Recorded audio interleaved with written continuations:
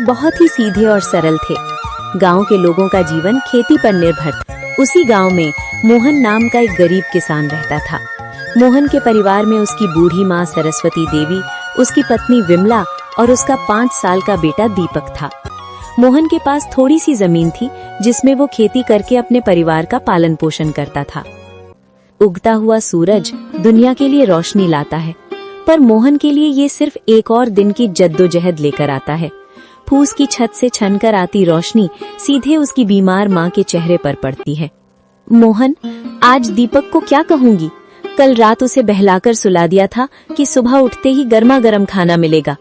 अब वो जागने वाला है, चूल्हा ठंडा पड़ा है और मेरी ममता लहूलुहान हो रही है। क्या हम इतने बदनसीब हैं कि अपने बच्चे को एक वक्त की रोटी भी नहीं दे सकते? भरी आंखों से। बिमला, तुम्हारी ये खामोश सिसकियां मेरे कलेजे को चीर देती हैं। मैं किसान हूँ, धरती का सीना चीरकर अनाज पैदा करना मेरा काम है, पर आज किस्मत ने मेरा ही सीना चाक कर दिया है। जमींदार के चक्कर काट काट कर पैर के जूते घिस गए, पर वो उधार देने को तैयार नहीं। पर हार नहीं मानूंगा, आज फिर जाऊंगा। शायद खुदा को मेरी मेहनत पर नहीं तो इस मासूम दीपक की भूख पर तरस आ जाए। सरस्वती देवी अंदर से खांसते हुए, बेटा मोहन, पास आ। देख, मेरा अंत समय करीब है, पर मुझे अपनी मौत का डर नहीं है। मुझे डर है कि कहीं मेरी गरीबी तेरे जमीर को न खा जाए। बेटा, भूख बहुत बड़ी चीज है, बड़े बड़ों का ईमान डिगा देती है। पर तू वादा कर, चाहे पेट पीठ से सट जाए, पर कभी किसी का बुरा नहीं करेगा। भगवान की लाठी बेआवाज होती है, पर चोट गहरी करती है। माँ, आपके संस्कार ही मेरी पूंजी है। मैं खाली हाथ लौट सकता हूँ, पर कलंकित हाथ लेकर इस घर में कदम नहीं रखूंगा। मोहन जमींदार के घर चला जाता है। नंगे पांव, फटी हुई कमीज और आंखों में उम्मीद की आखिरी चमक लिए मोहन जमींदार की हवेली के बाहर खड़ा है।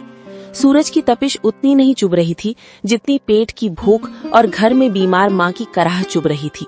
जमींदार साहब एक आरामदायक कुर्सी पर बैठे हुक्का गुड़गुड़ा रहे थे, मानो मोहन का दुख उनके लिए कोई मनोरंजन हो। माई बाप, हुजूर, इस अभागे की विनती सुन लीजिए। मैं जानता हूँ कि पिछला लगान अभी पूरा नहीं चुका पाया हूँ, लेकिन मेरी मजबूरी की दीवार बहुत ऊंची हो गई है सरकार। घर में चूल्हा 3 दिन से ठंडा पड़ा है। मेरा 5 साल का बेटा दीपक, जो अब तक खेलता कूदता था, आज भूख से मारे निढाल होकर जमीन पर पड़ा है। वो मुझसे रोटी नहीं मांगता सरकार, बस अपनी पथराई आंखों से मुझे देखता है और उसकी वो खामोश नजरें मेरे कलेजे को छलनी कर देती हैं। मोहन, ये हवेली जज्बातों से नहीं, हिसाब किताब से चलती है। तेरी माँ बीमार है, तेरा बेटा भूखा है, इसमें मेरा क्या कसूर? पिछली बार भी तूने यही रोना रोया था। ये धरती प्यासी है तो मैं क्या करूं? मुझे अपनी तिजोरी भरनी है, तेरी गरीबी का बोझ नहीं उठाना। हुजूर, आप तो गांव के अन्नदाता हैं। अगर आप ही हाथ खींच लेंगे तो हम जैसे छोटे किसान कहाँ जाएंगे? मुझे बस थोड़े से आलू और मटर के बीज उधार दे दीजिए। मैं दिन को दिन नहीं समझूंगा, रात को रात नहीं देखूंगा। मैं अपने खून पसीने से उस बंजर जमीन को सींच दूंगा। मैं वादा करता हूँ सरकार, फसल कटते ही सबसे पहले आपका कर्ज चुकाऊंगा। मेरी माँ घुट घुट कर मर रही है, उसे दवा चाहिए। हुजूर, एक बाप होने के नाते मुझ पर तरस खाइए। क्या एक गरीब के बच्चे को जीने का हक नहीं है? हक की बातें मत कर मोहन, हक अमीरों की जागीर होती है। बीज चाहिए, बीज की कीमत लगती है। तेरे पास देने को क्या है? वो 2 बीघा जमीन जो पहले ही गिरवी है। जा, यहाँ से दफा हो जा। अपनी इन भीगी आंखों से मुझे पिघलाने की कोशिश मत कर। जब तक पिछला हिसाब बराबर नहीं होता, तुझे एक दाना भी उधार नहीं मिलेगा। हुजूर, आज आप मुझे यहाँ से खाली हाथ भेज रहे हैं, पर याद रखिएगा, गरीब की आह बहुत गहरी होती है। मैं अपनी मेहनत बेचने आया था, अपनी खुददारी नहीं। अगर खुदा ने चाहा तो मेरी मिट्टी भी सोना उगलेगी।